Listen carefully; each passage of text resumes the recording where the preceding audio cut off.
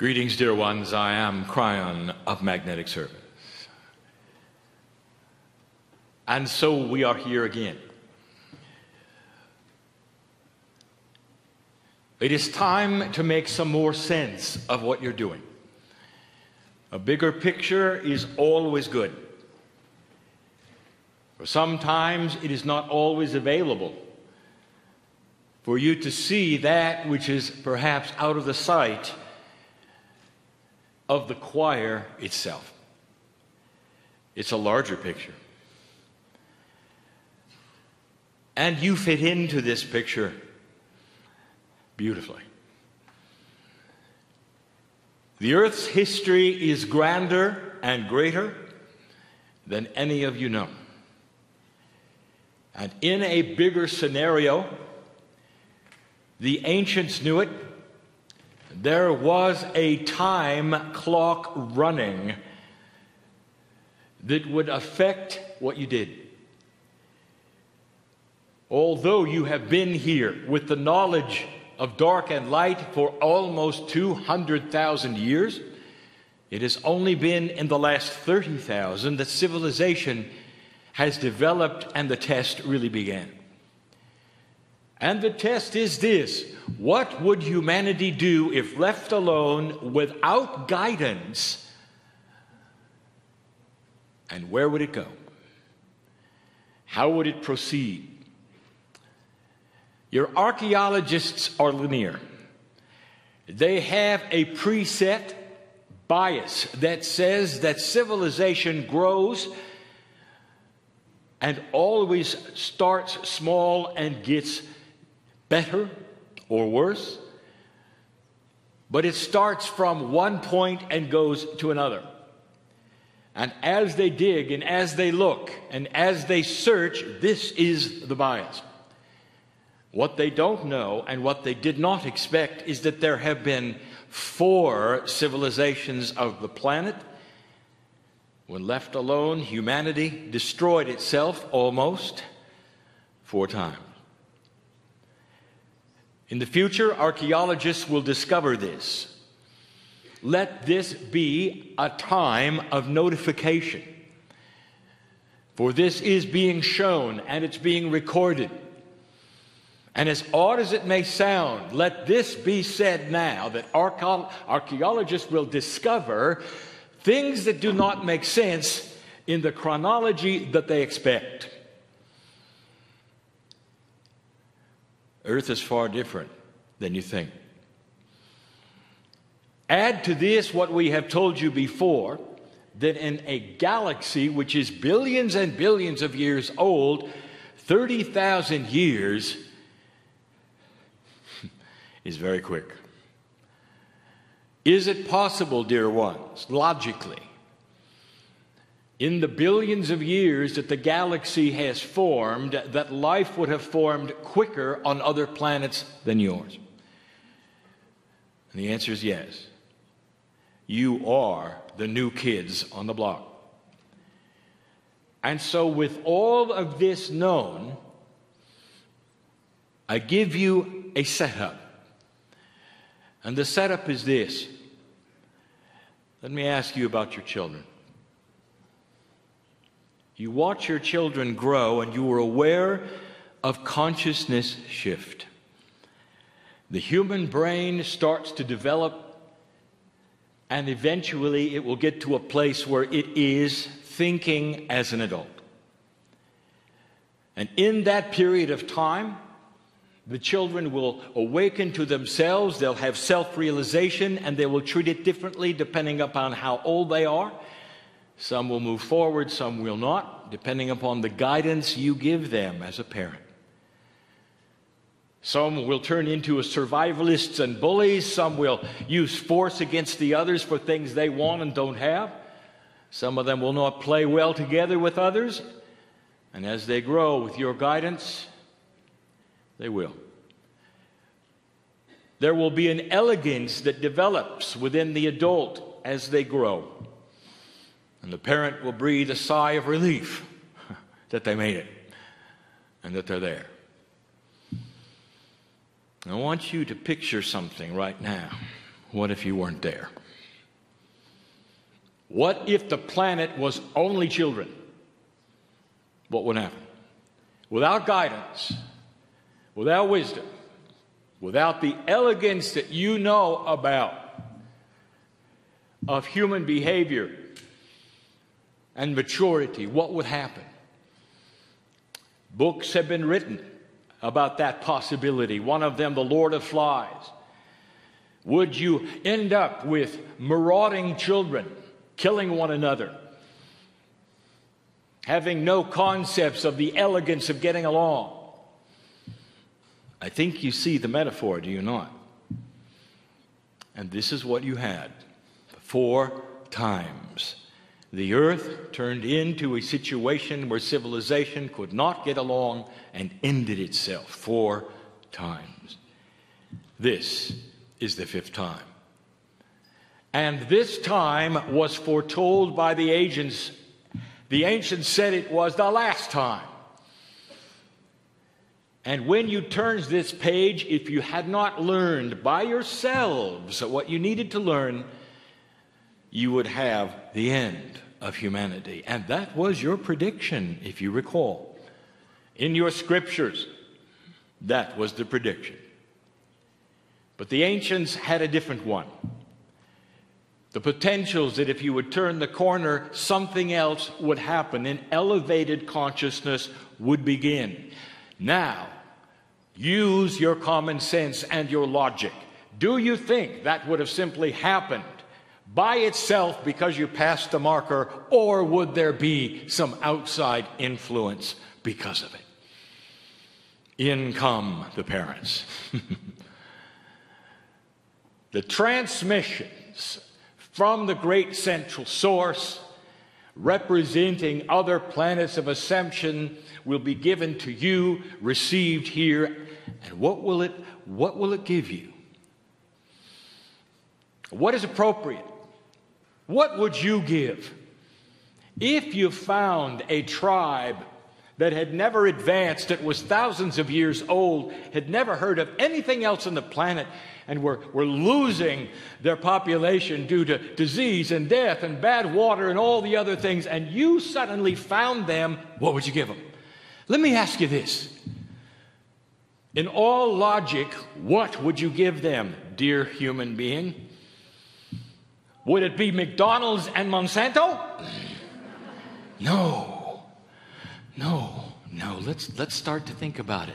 What would you give them? These are all metaphors. You'd give them clean water. You'd teach them to rotate their crops and work with Gaia. You'd give them tools so they could build what they wanted to build in a better way. You'd give them life extension without drugs. You'd show them what's in the forest that they would need and could use. And then when they'd have that, you'd teach them to read. You'd give them literacy. You'd show them poetry. You might even give them colors they'd never seen. You'd show them artwork and music. And that is what the Pleiadians are going to do for you. Yes, there will be inventions, for you are device-driven, but not forever. The devices that you have, they'll reach a limit, dear ones. They're the training wheels on your bicycle. And there'll come a time when you won't need them, and you'll throw them away, and the consciousness will be high enough so that you will meld with physical things and do what the masters did. The Pleiadians are not coming to give you what they have. They're coming to give you the things that you want and you need that are elegant. The colors, the artwork, the music, the literacy, the awareness of what is really around you. Stand back, for in these next generations there will be unexpected things, and they will follow the lines, potentially, of what I've given you as I stand here. The news that I give today will remain long after the corporeal body of this man is gone. And I want science to trot it out and look at it. And maybe this will not be quite as spooky then. And maybe this will not be full weird at all. Maybe this will be the truth. Indeed.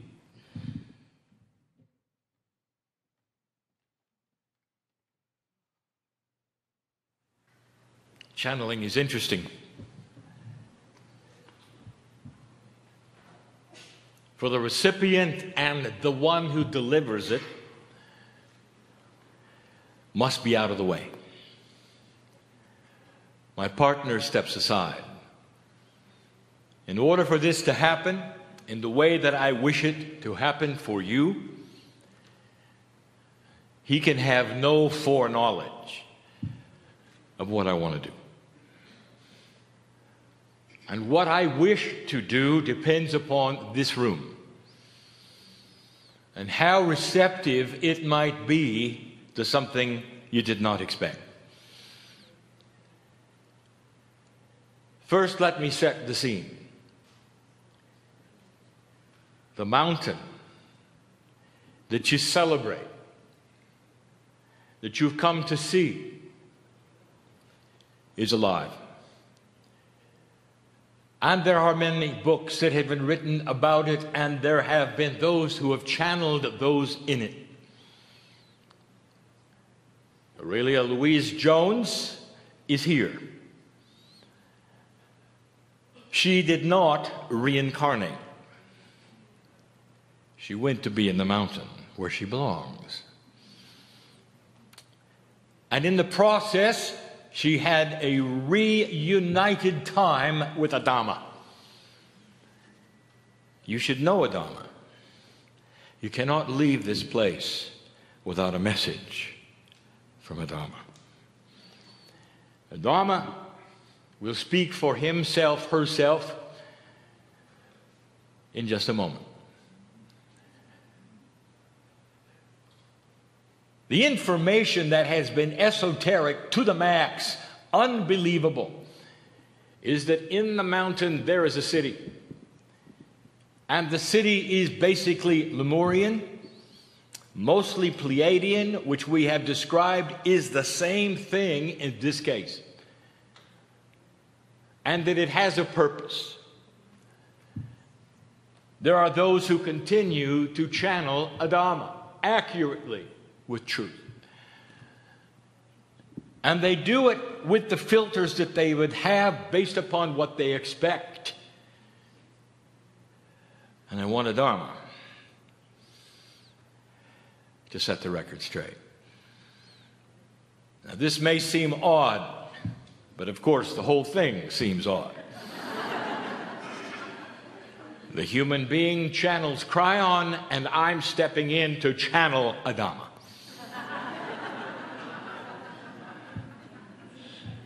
You see, Adama is not on the other side of the veil. You see, Adama is alive. Adama has what we would call a quantum consciousness that always was and will be as long as Adama wants it. Now, does that sound like a Hebrew prophet to you who could choose the moment of ascension when he was finished? This is a quantum attribute.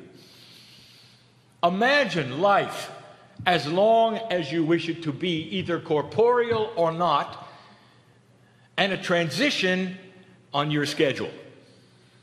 Does that sound odd to you? It sounds like it would be miraculous. Only angelic beings can do a thing like that. Really? Or perhaps it's simply high consciousness. Just for a moment or two,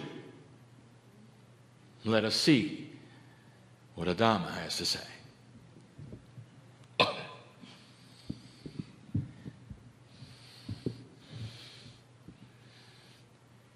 Greetings, my beautiful children. I am Adama, and we have expected you. You sing the lullabies in my language that we expected. I want you to pay attention. No amount of verbiage from any human being or channeling from any human being would awaken the city that I represent. I am Adama. You see me as male, I am not. I am a collective consciousness of a multidimensional city filled with energy, waiting to be released as a time capsule to you. It is beautiful. It is filled with maturity. But let me tell you the litmus test, as you would say. For we have been here a long time waiting for this, and we know that there is only one way for this, what we call the guardians, to release the information. There is only one way. And that is to hear our native language and songs sung by humans, because this was never written. This was never to be discovered. It doesn't exist on the planet. It had to come. It had to come from human Akash that remembered. And when it did, it would be the signal and the sign. It would be proof that it is happening. That's the only proof that would be satisfactory, and you have come to sing it to us. Let it be known that the mountain has heard it, is ready. Out will pour at the appropriate time and the place through the planets that needs to be. Out will pour the beginning of the maturity that you need, the elegance of consciousness that you need. It is going to start in humans who are least resistant. And those will be those who are young, who have not made up their mind whether this is silliness or whether it's real. And out will flow then the abundance of the maturity that we have for you. And it will be given in whatever scenario of time you create of receptibility and resilience. As you sit here, listen, I am a Dhamma. As you sit here, I know things, I will tell you things on this planet right now. Right now. There are things taking place as you sit here where the old energy wishes you to leave the building and watch the news and say, it can't be real because look what's going on the planet. There are pockets of old energy that know about this mountain and that will create pockets of disruption and war so that you will believe that it is not true. They don't have a chance. They don't have a chance. Not with you here. Do you understand what it must feel like for us, this collective consciousness, to hear you with our DNA singing in our language the lullabies that our mothers have sung to us?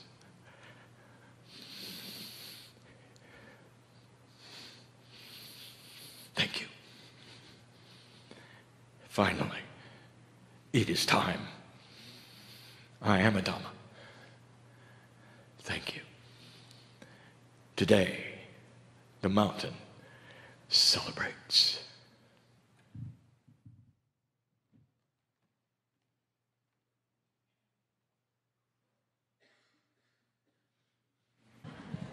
Uh-oh. Sometimes I get premonitions. I was said I can't leave.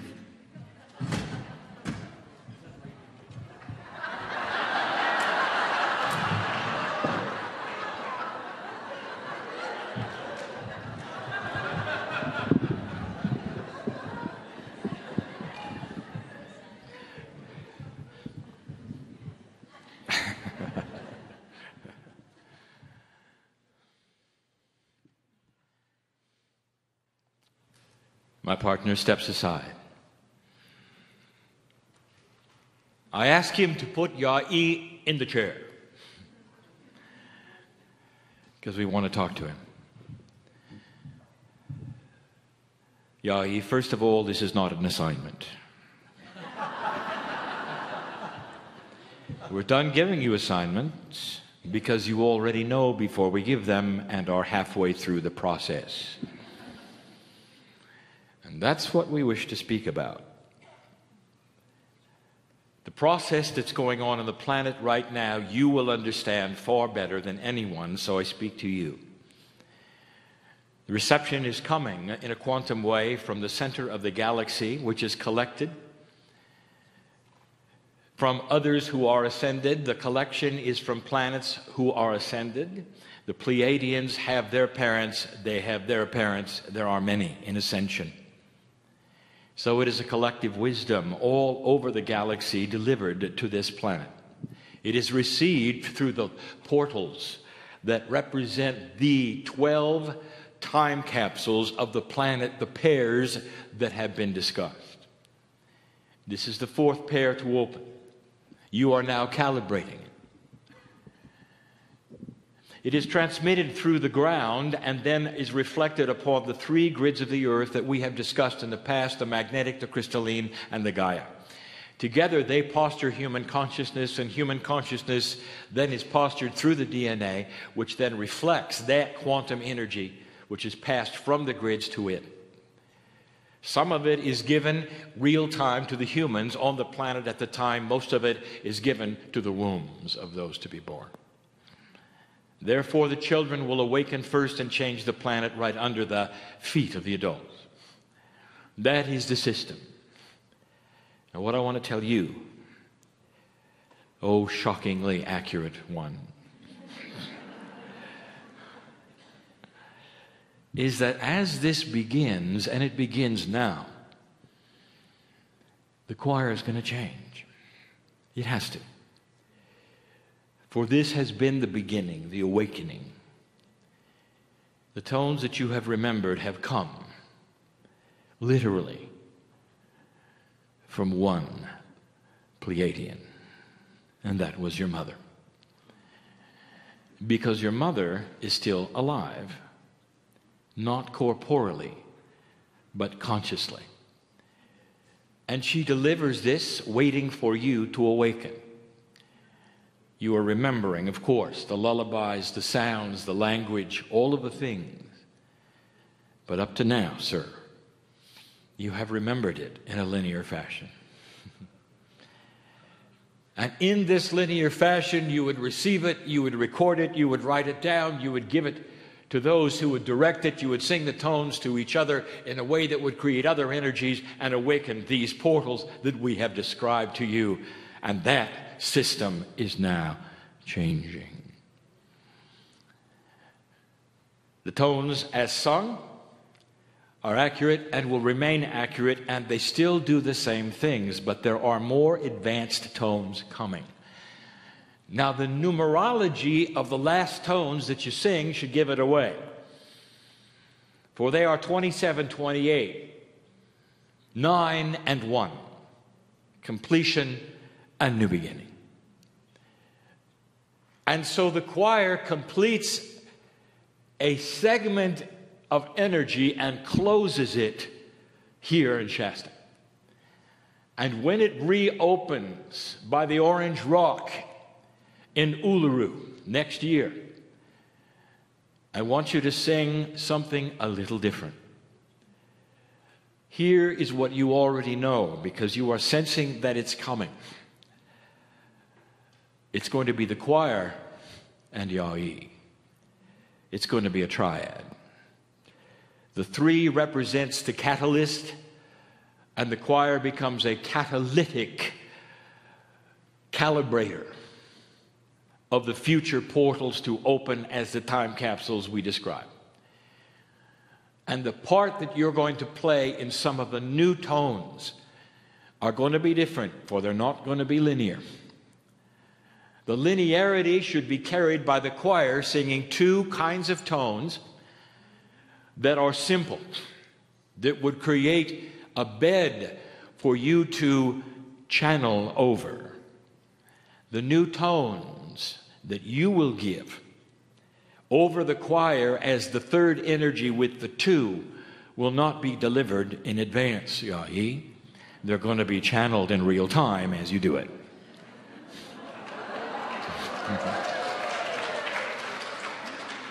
You knew this was coming. It's not an assignment. And I know you're comfortable with it, sir, because you're already doing it. You have noticed something with the tones that you have been given in the last few months, that they're never the same way twice. They change because the planet is changing under you, because your mother's information is starting to awaken, and each time you get it, it's different. So now, don't go through the process of linearizing any of it. Don't even write it down. Just stand and deliver. You are the one, Yai, to do this. And I know you will. Blessings.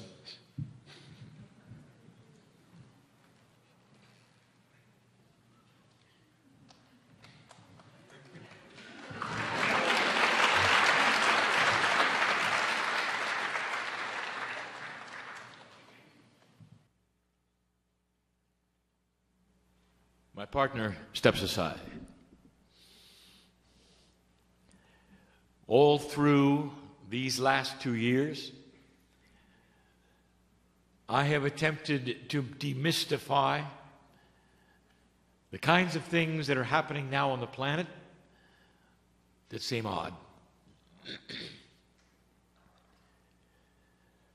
If someone were to attend this and they were not familiar with the energies, they wouldn't understand. And so I want to turn again to history. I want to remind you of something. There is a profundity happening right now with the indigenous of this planet that reflects the ancient prophecies of over 4,000 years. And 4,000 years is simply how long ago they knew they existed, but they've existed for 10. For even the Sumerians had this prophecy. And the prophecies come together now on the planet synchronistically. They echo what the Mayan calendar said indeed would happen. The end of the long count represented the end of the calendar completely. So terminal was it that it could not be revised. A new calendar had to be put in place. It has many names, for the ancients were not able to connect together to give it a common name, but the prophecies were the same. The prophecy of the eagle and the condor representing a higher consciousness, a softer earth. The awakening of the puma, the movement of the kundalini. It continues and continues. North America, South America, all over the planet. And it has nothing to do with New Age. It has nothing to do with the choir. And yet everything to do with all of it. This is not a New Age event. This is an ancient event. The very thing that you are doing was foretold by the ancients for this time in history, past the precession of the equinoxes. It would bring this planet to an awakening. And I want to remind all of those who would watch this in disbelief or not understand what this was all about. It is the fulfillment of a prophecy that is not published well, but will be. For the ancients are getting together, and the indigenous are starting to realize that the prophecies that they've all had all over the planet are the same one. And that prophecy says that should you pass this marker, this fifth time, a chance, a potential for an awakening planet would exist. That is not from Kryon. That's from civilization. Your planet has created this. The ancients have told you about it. It has been recorded, and it is here. It's not a mystery. And it's not something that only a few would understand or do. It is part of ancientness and the prophecy of those who would bring you something on this planet that would be hopeful. And so I want to again deliver the message that in the process of fulfilling this prophecy, there is no predestination that it will take place, only a potential that is so grand and that has been so strong for 25 years that you've been preparing for it. I am Kryon. I would not be here. I would not have visited. My partner, I would not have awakened his consciousness if the potential was small. The potential is grand and it is great. And you cannot sit back and watch it happen. You are actively participating in an event that many would think was odd and strange, but you feel it, do you not? And it has to do not with entities in the mountain, but a grander purpose which we call divine source in God. Is it possible that the master physicist of the universe is involved in your life? Is it possible that the master physicist of the universe is involved in the ascension planets that are trying to speak to you and will eventually, if you let them? And that this is all tied in with a monotheistic God that is worshipped by this planet, seen as beautiful, as perfect. Could it be that these things all tie together in a way that nobody expected? And that it's intuitive. And that there would be those from all lands who could relate to this prophecy from all lands. And that the North would meet the South, bringing together, finally, the consciousnesses of politics, business, religion, government, into a softer existence where they can see one another differently and get along. This is why you're here. It's not New Age. It's not a group of fanatics singing funny tones, and that's what you'll be told. Indeed, it is the love of God personified in a quantum way that so many people cannot see or enjoy or feel. Human beings are so quick to feel the emotions of love and not understand them and accept invisible forces, and yet they will draw the line at this. Well, it's time to get out of the bubble and see what this truly is. It is a magnificent manifestation of everything the ancients told you you could do and what would happen if you put your mind to it. I want you to go from this place. Enjoy the sun on your face. You may even sing to the mountain if you choose. For they have seen what you have done this day, and now they're ready to celebrate with you. Let the calibration be finished. And let the nodes and the mole come together that were created for this purpose on this day in year one. It is done. And you have done it. And so it is.